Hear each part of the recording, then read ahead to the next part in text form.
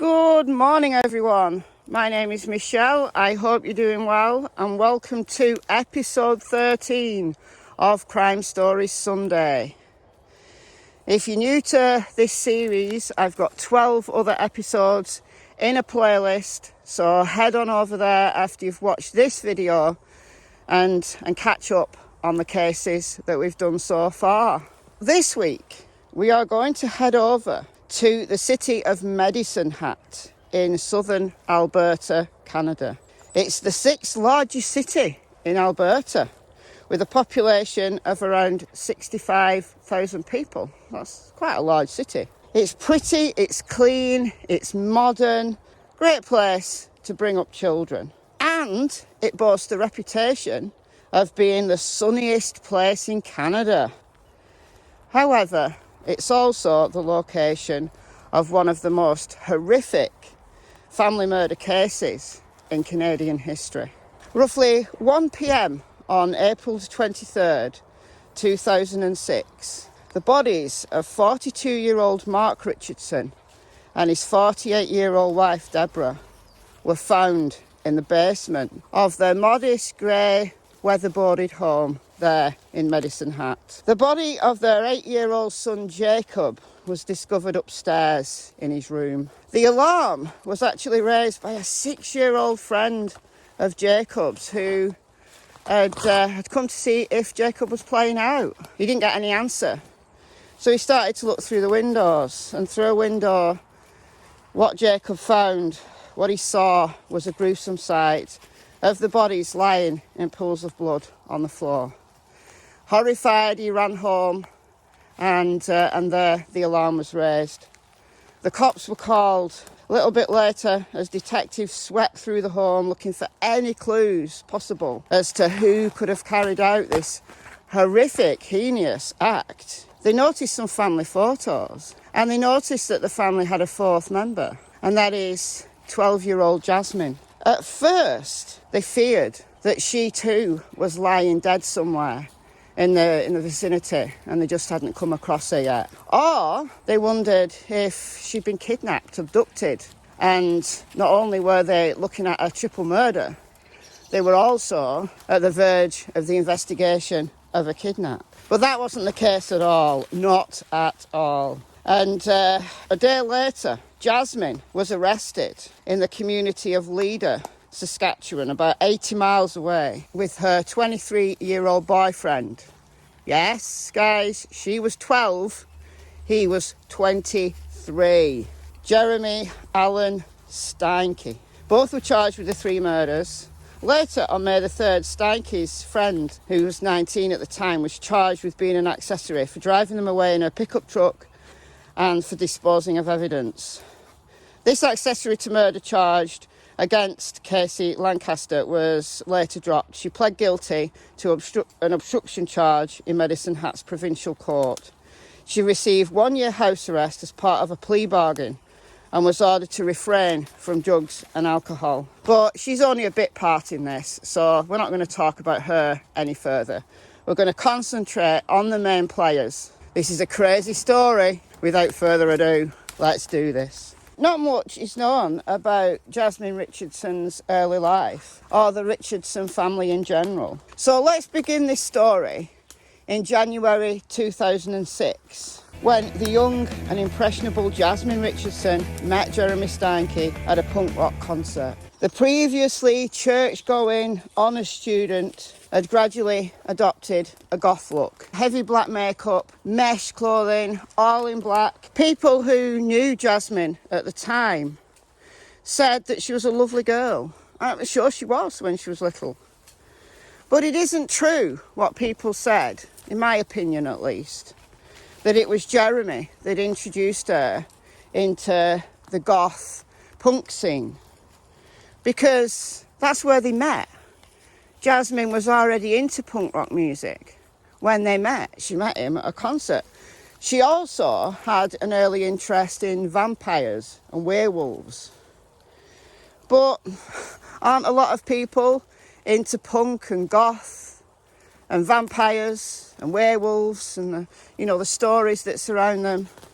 And they don't go on to murder their entire family.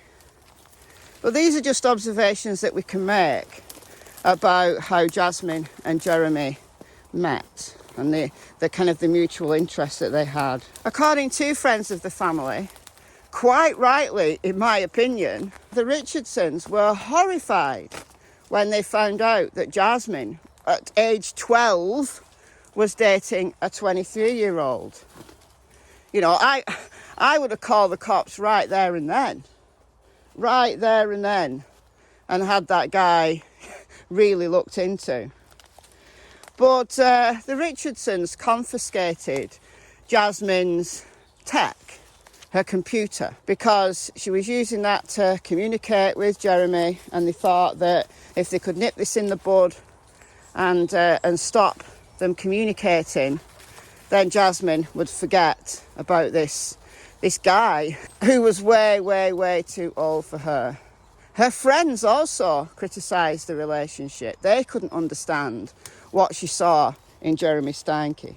Now, let's turn to Jeremy. According to his friends, he told them that he was a 300-year-old vampire-werewolf who was living in the body of a 23-year-old. He allegedly told his friends that he liked the taste of blood and he wore a vial of blood around his neck.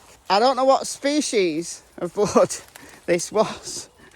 I tried to find out, but I did with no success. He also had a user account, as did Jasmine, on vampirefreaks.com.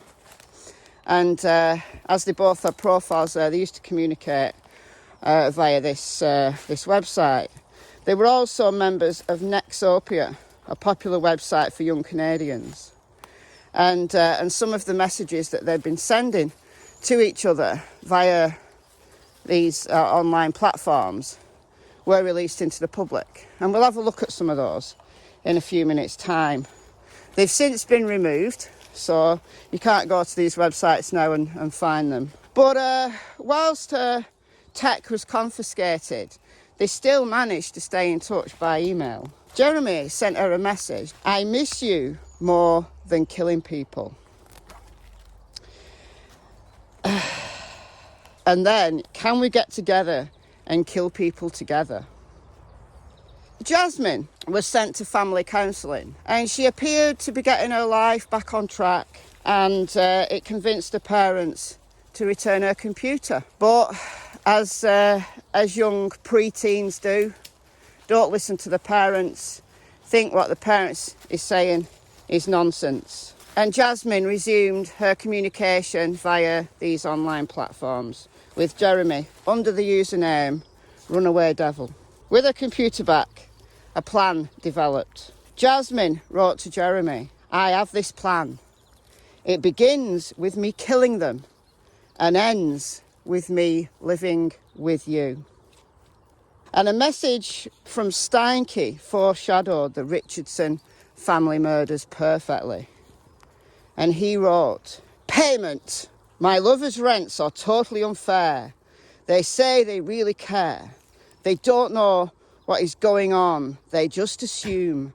As their greed continues to consume, she's slowly going insane. She continues to think that I come into her life to help her out and to stop what they keep trying to shout. It's all total bullshit. Their throats I want to slit. They will regret the shit they have done, especially when I see to it that they are gone.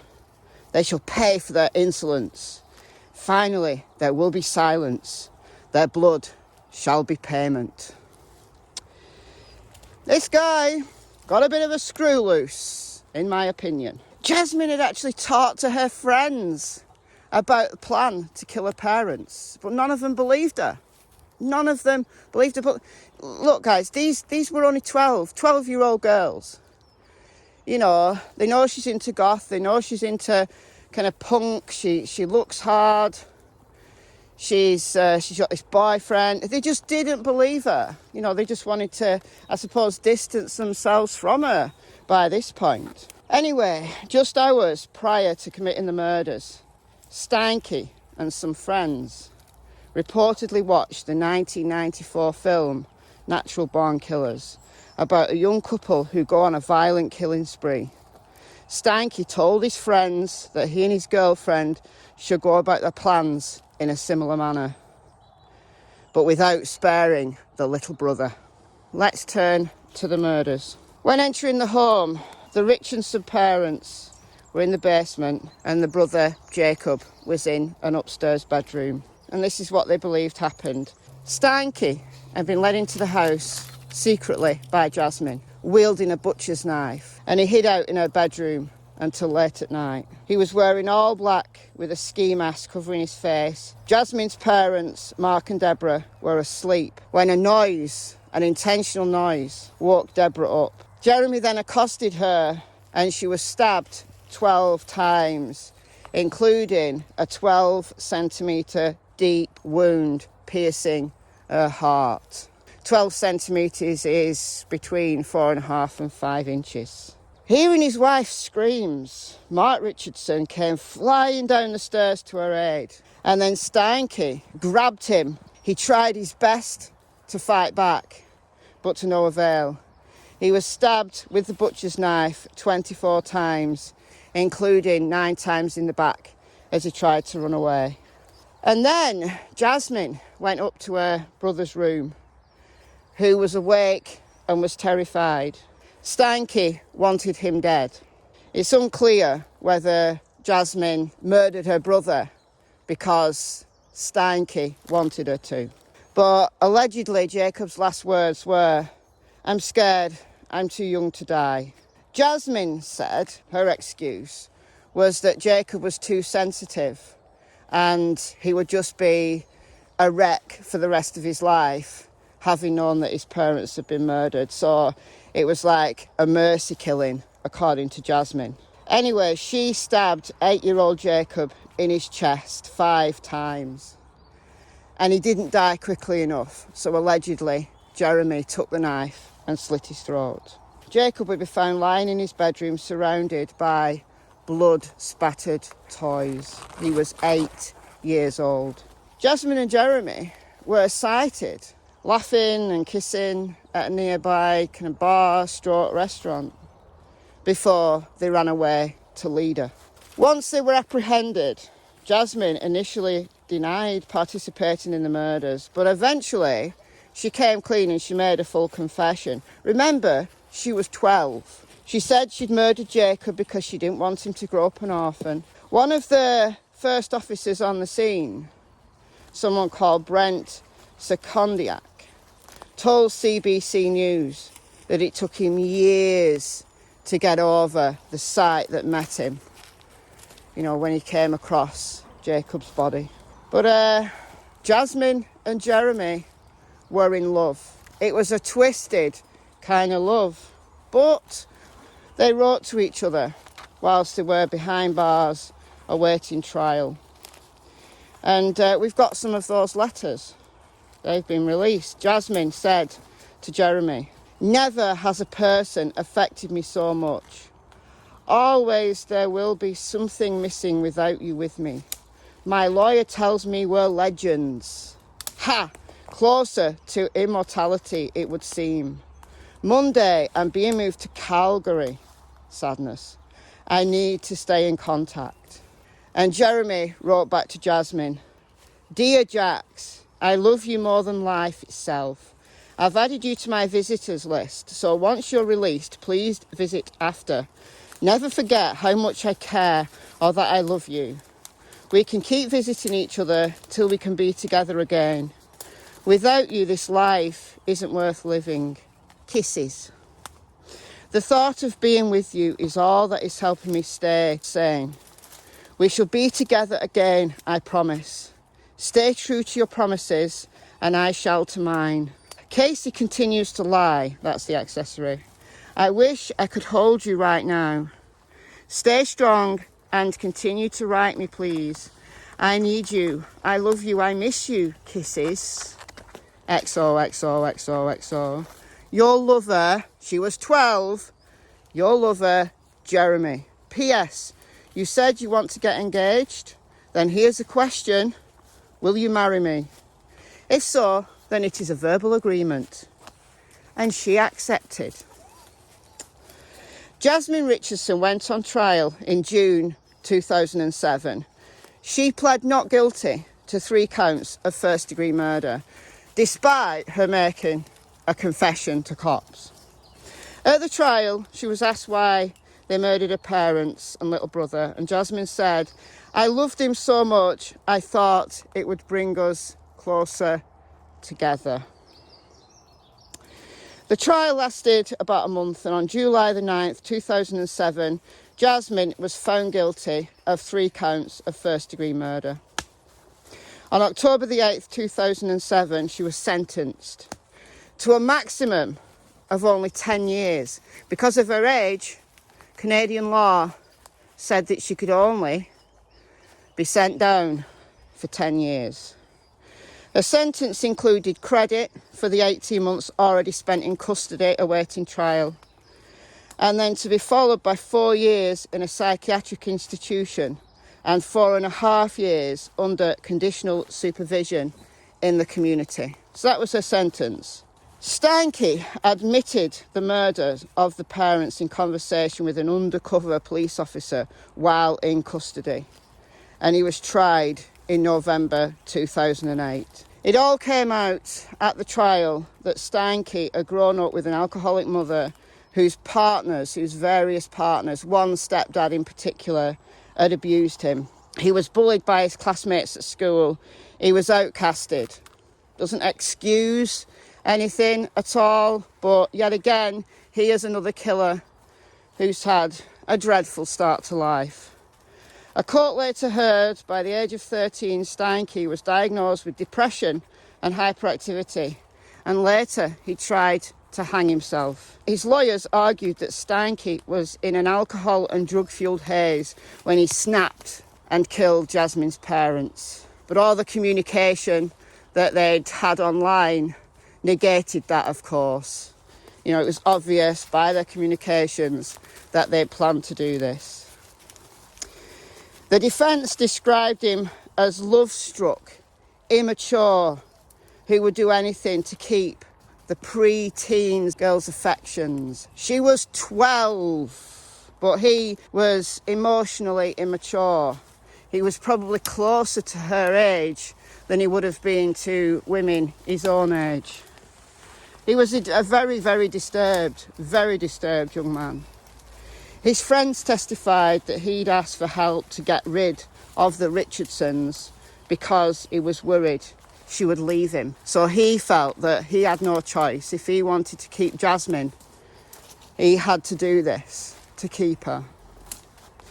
He claimed in his evidence that it was Jasmine who slashed her brother's throat while he watched from the doorway. Well, even if that's true, he'd still murdered the parents. So it's still life imprisonment, son. It really is. The prosecution fought Steinke's attempts to lessen the charges to second-degree murder, saying, "A father fought for his family, fought for his family's lives to his death. You had Medicine Hat police officers who mourned the loss years later of this terrible thing they saw." And he was found guilty by a jury of 3 counts of first-degree murder for the killings of Marc, Debra and Jacob Richardson. His mother, Jacqueline May, wept in court as her son was found guilty. On December the 15th, 2008, Steinke was sentenced to 3 life sentences, 1 for each of the murder victims. The sentences were to be served concurrently, and Steinke will be eligible for parole after serving 25 years. He now goes by the name of Jackson May. He appealed, but the appeal was denied. So once he serves his 25 years, he will be eligible for parole. It doesn't mean to say that he will get parole, just that he's eligible for it. I'm sure there'll be lots of psych evaluations in the year or two coming up to that time when he can apply for parole. But let's finish this story by telling you what happened to Jasmine. So in September 2011, she began attending classes at Mount Royal University. Remember, part of her sentence, the last 4.5 years, were to be served in rehabilitation within the community under close supervision. But due to her age, you know, she has her whole life ahead of her, who I'm guessing the court thought she was just under the influence of Jeremy Steinke. Anyway, she did these classes at university in Calgary. She's obviously followed up very, very closely. And in October 2012, it was reported that her rehabilitation was going well. She'd expressed remorse for her actions, and experts believe that that remorse is genuine.